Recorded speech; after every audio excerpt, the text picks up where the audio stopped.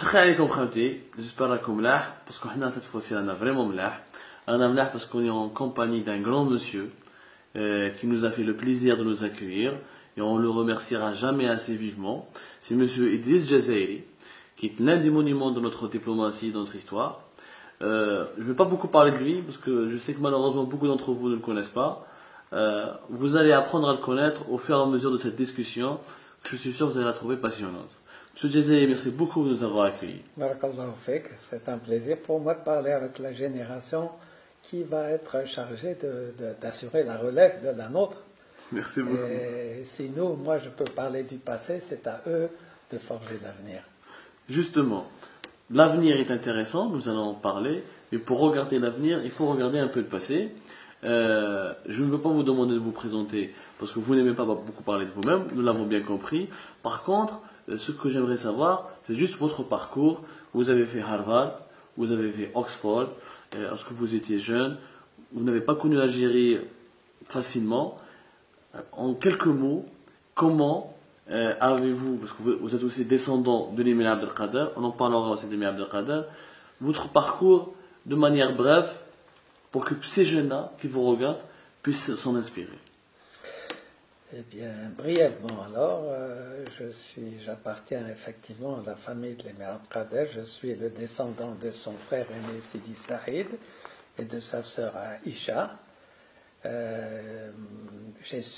Mes ancêtres ont subi le sort de l'émir, c'est-à-dire de connaître, ils ont connu l'exil à Amboise, à Pau d'abord, à Amboise ensuite, et ensuite en Syrie. Ma branche de la famille était interdite de retour en Algérie. Et donc, après avoir fait mon devoir comme vis-à-vis de mon pays, dans la lutte pour la libération, j'ai pu poser le pied pour la première fois en Algérie à l'indépendance. J'avais à l'époque 26 ans et j'étais élevé dans mon enfance toujours avec cette vision de l'Algérie, terre promise, terre qui nous avait été arrachée par le colonialisme. Et c'est donc avec énormément d'émotion et avec un amour profond que ressent l'exilé souvent par rapport à sa terre natale que je me suis mis au service de mon pays. Et depuis, j'ai eu l'honneur de servir l'Algérie pendant un peu plus d'un demi-siècle. Et je m'y étais préparé, effectivement, j'ai fait des études à l'université d'Oxford, à l'École nationale d'administration en France et à l'université Harvard aux États-Unis. Mais la vraie école, ce que j'ai appris, c'était pas dans les livres, c'était sur le terrain, c'était au service de mon pays. Et donc, nous pouvons, si vous voulez, aborder cette longue période que j'ai vécue depuis l'indépendance jusqu'à aujourd'hui, dans un pays qui a fait face à énormément de défis, qui a subi plus de souffrances que la plupart des pays de la région pour trouver sa liberté, et qui a eu quand même le mérite de surmonter les épreuves et d'offrir, je crois, aux générations futures un exemple de dévouement, de patriotisme au service du pays. Justement, monsieur Jazairi, aujourd'hui, il se trouve que certains jeunes Algériens rencontrent aussi des épreuves. Vous avez bien raconté comment vous étiez à l'aube d'Algérie quand l'Algérie est devenue indépendante. Qu'est-ce que c'est qu'être Algérien à l'époque? Parce qu'aujourd'hui, beaucoup de jeunes Algériens disent qu'on a un problème identitaire, parce qu'on a beaucoup de difficultés, on veut immigrer, on veut aller ailleurs. Mais vous avez hérité d'un pays décolonisé. Qu'est-ce que c'est qu'être Algérien? Qu'est-ce que vous sentiez à l'époque où vous avez hérité de rien pour pouvoir construire un pays? Dans quel état d'esprit vous étiez à l'époque? Être Algérien, c'est d'abord, avant tout, avoir l'Algérie aux tripes. Être Algérien, c'est avoir un sens de servir son pays et pas de se servir de son pays. Être Algérien, c'est avoir de la dignité. Parce que si on est Rabbi Khalaqna Jazairiyin, on a c'est notre dignité de nous réaliser dans la voie que Allah a créée pour nous. Il y a des gens qui sont nés français, américains, et ils s'épanouissent, et ils permettent à leur personnalité de s'épanouir dans ce cadre de civilisation, dans ce cadre économique, dans ce cadre écologique de leur pays. Nous, on est nés algériens. C'est quelque chose qui ne pourra jamais s'effacer en nous. Nous pouvons essayer de réprimer notre algérianité ou nous pouvons essayer de l'épanouir. Si on la réprime, on ne sera jamais des hommes ou des femmes qui gagneront le respect des autres. Parce que même si on va on pense à l'émigration, on veut aller en Europe, on veut aller vivre ailleurs, si on renonce à sa personnalité pour mieux s'intégrer dans l'environnement du pays où on s'installe, il se trouvera toujours des gens pour vous dire « Toi, tu es algérien, tu n'es pas français ou tu n'es pas américain. » Et même s'ils vous tapent sur le dos en disant « Oui, toi, tu es un Algérien, mais tu n'es pas comme les autres », c'est la pire des insultes d'ailleurs qu'on puisse faire en fait à un Algérien. Je pense que je préfère au fond, allant ailleurs, et je vais souvent ailleurs, que les gens me disent « Toi, tu es différent de nous, tu es musulman et tu es arabe, algérien en tout cas. » Mais à ce moment-là, je me sens bien dans ma peau, je dis oui. Ma personnalité est ainsi faite. Maintenant, si vous voulez un dialogue entre nous, pour éliminer les incompréhensions, pour promouvoir les espaces de convergence, de coopération, alors oui, vous me trouverez à vos côtés. C'est un peu l'image que l'Émir Qader lui-même a voulu donner de sa personnalité. Il a toujours été fier de son algérianité, mais il a porté un message de civilisation qui était vraiment universel. Il n'a pas eu, pour faire passer ce message de civilisation universelle, il n'a pas eu à prendre une autre peau, à mettre un chapeau mou et porter le complet veston. Il l'a fait en étant dans le plein épanouissement de sa personnalité. Alors aux jeunes, je leur dirais, il n'y a rien de plus cher après la liberté que le respect de soi. N'essayez pas d'être autre chose que ce que vous êtes. Valorisez ce que vous êtes, parce que ce que vous avez comme trésor d'algérianité et d'islam, c'est un capital extraordinaire qui rayonne, qui a rayonné à travers le monde et qui va de nouveau rayonner à l'avenir. C'est vrai qu'on traverse une période maintenant où les pays arabes, les pays musulmans sont démonisés en Occident. On veut assimiler l'islam et le terrorisme. Mais tout ça, ce sont des manipulations qui sont destinées à élargir les espaces d'hégémonie des grandes puissances sur des pays qui sont plus faibles, des pays qui sont plus faibles ou qui sont aussi divisés. Nous sommes divisés, les pays arabes, entre nous. Comment se peut-il qu'étant déjà faibles et en passe à l'agression, et l'agression de Palestine est une agression pour tous les Arabes, comment se fait-il qu'on soit divisés entre nous? C'est la politique que voulaient les grandes puissances, diviser pour régner. Ça a été de tous les temps la loi du plus fort imposée au plus faible.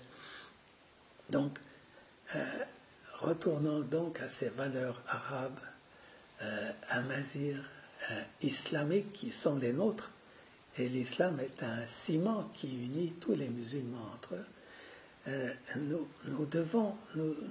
Nous avons la possibilité d'être fiers de ce que nous sommes. Et encore une fois, mon conseil aux jeunes d'aujourd'hui, n'essayez pas d'effacer votre personnalité pour vous faire accepter à l'étranger. D'ailleurs, vous savez, comme dit la chanson,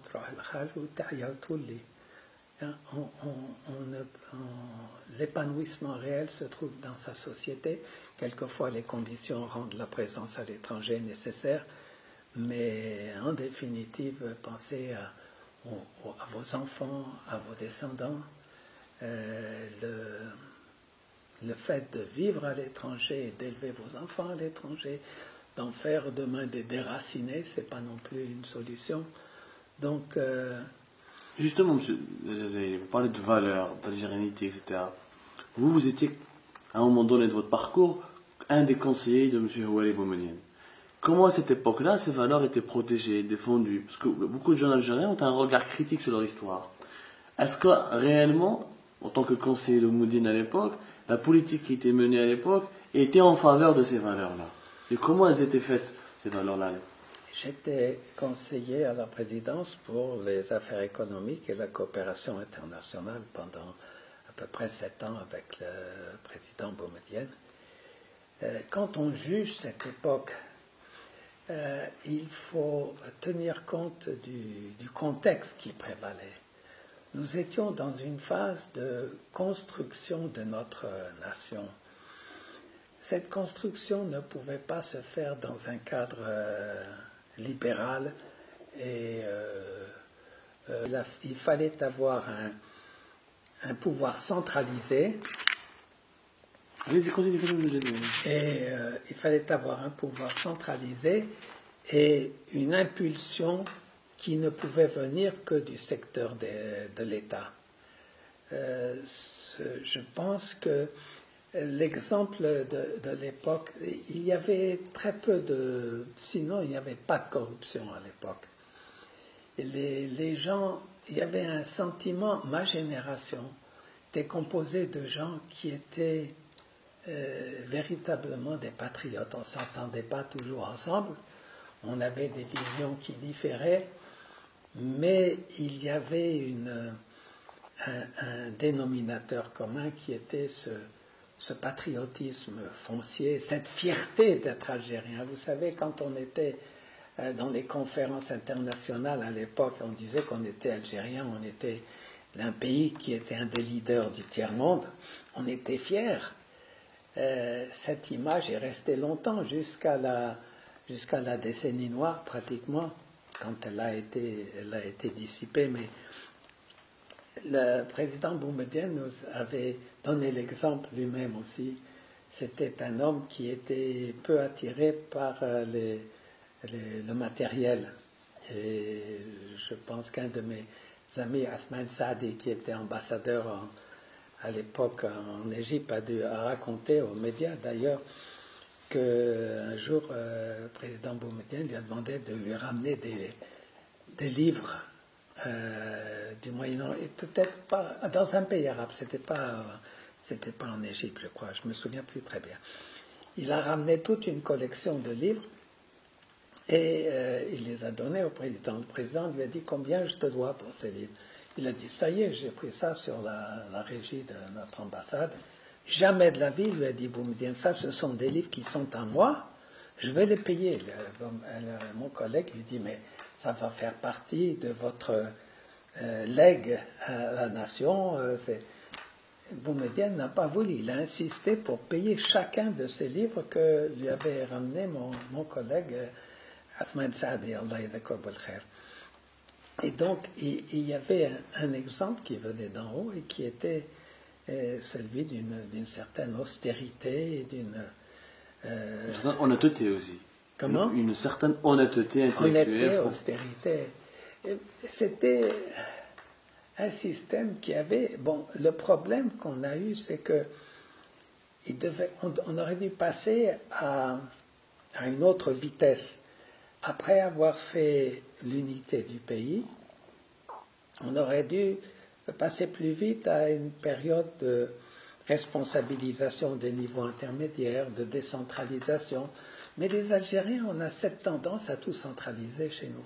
Et on a raté le coche, on est arrivé un peu trop tard pour passer de la vision socialiste pure et dure qui était à l'époque. Il n'y avait pas qu'en Algérie, c'était la mode de l'époque dans tous les pays en développement. L'Europe de l'Est. C'était comme ça.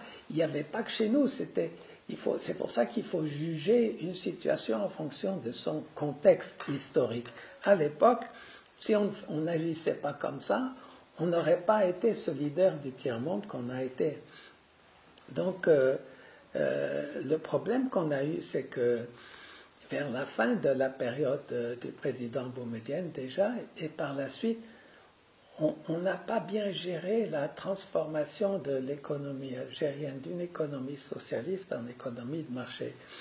Et c'est compréhensible, parce que quand on voit l'évolution des économies des pays de l'Est, par exemple, du socialisme vers l'économie de marché, ça s'est fait avec beaucoup de difficultés. On a créé dans certains pays une polarisation entre les couches pauvres et puis les gens qui étaient proches du système et qui se sont enrichis et qui sont devenus des oligarques, comme on dit. Et donc, tous les sacrifices qui ont été faits pendant la période de socialisme pour essayer d'arriver à égaliser les niveaux de revenus ont été effacés par cette mauvaise gestion de la transition. Je pense que nous aussi, on a eu des problèmes. On s'y est pris un peu trop tard. Et quand on l'a fait, on ne l'a pas fait de manière organisée. Et je pense que déjà, cette mutation douloureuse qui n'a pas été gérée dans les meilleures conditions a conduit à une situation, aux événements de 88, aux manifestations estudiantines de 88, et puis après, a créé un terrain favorable pour la décennie noire.